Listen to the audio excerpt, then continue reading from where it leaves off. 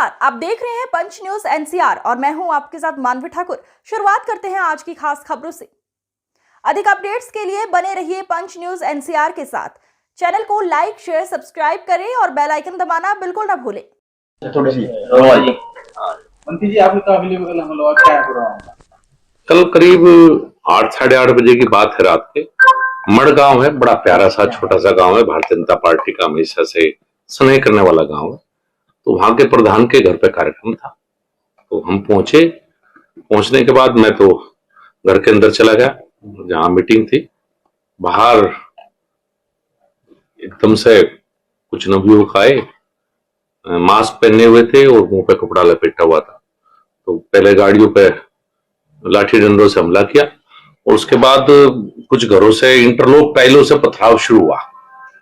तो सबने मुझे कहा बाहर चलिए, मैंने शोर सुन के। तो जब मैं बाहर निकला और गाड़ी में मुझे बैठाया गया, क्योंकि सुरक्षा कर्मी थे, ना गाड़ी में बैठाया, तो ऐसा लग रहा था कि जैसा जंग का मैदान हो। ऊपर से छतों से बहुत बड़ी बड़ी इंटरलॉक टाइल्स, तो करीब 15-20 गाड़ियां क्षतिग्रस्त हुई। काफी जो युवा साथ थे उनको चोट लगी। भगवान का शुक्र है कि जितनी बड़ी वो ईंटें और टाइल्स थी कि किसी बच्चे के सिर पे नहीं लगी। मैं तो इसे भगवान का आशीर्वाद कहूंगा कि किसी के हाथ में लगी, किसी के पैर में लगी। तो चोटें हैं लेकिन किसी की जान नहीं गई। जिस तरह से हमला था उसमें किसी की जान भी जा सकती थी, मेरी भी जा सकती थी या किसी और की जान जा सकती थी। तो ऐसा लगता है जैसे सुनियोजित पहले से ही, बिना किसी बात के, बिना किसी उसके, एक तरह से पहले से ही तय किया हो कि ये काम होना है। इस तरह की घटना थी। कौन लोग थे मंत्री जी, पता चला? ये तो पता नहीं लगा, युवा थे यही बताया गया मुझे, चूंकि मैं अंदर था उस समय, मैं तो सबको नहीं देख पाया, मैं अंदर था।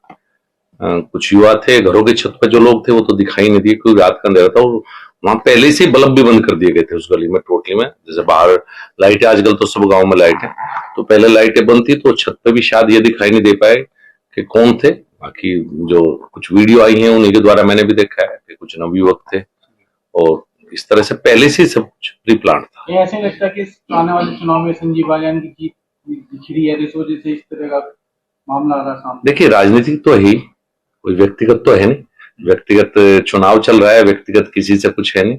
जो भी है ये हमला पूर्ण तरह से सुनियोजित है, पहले से तय करवाया गया था, सब प्री प्लान था। किसके घर की छत पे इंटरलॉक नहीं टाइल्स मिलेंगी? गाड़ियां भरी हुई हैं इंटरलॉक टाइल्स से, जो ऊपर से पथराव किया।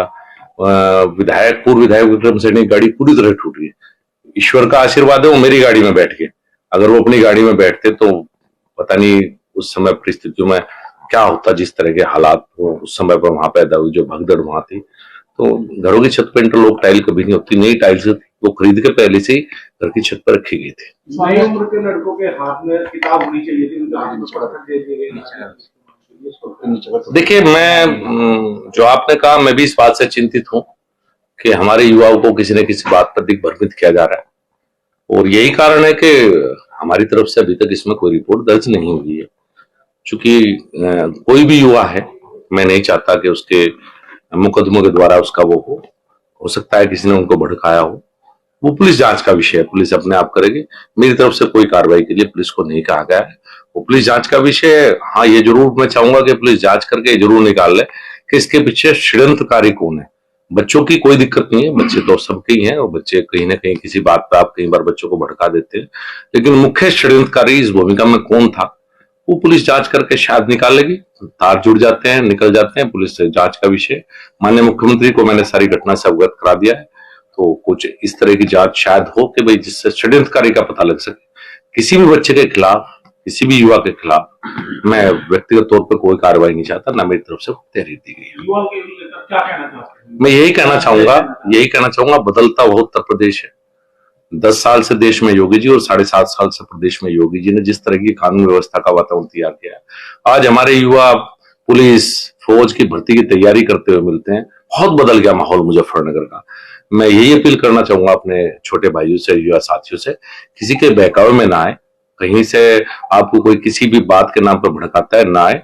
मैं किसी बच्चे का करियर खराब नहीं करना चाहता। मैं नहीं चाहता कि मेरी वजह से अगर किसी से कोई गलती हुई है, कोई बात नहीं, मेरी तरफ से मेरे मन में कोई बात नहीं है।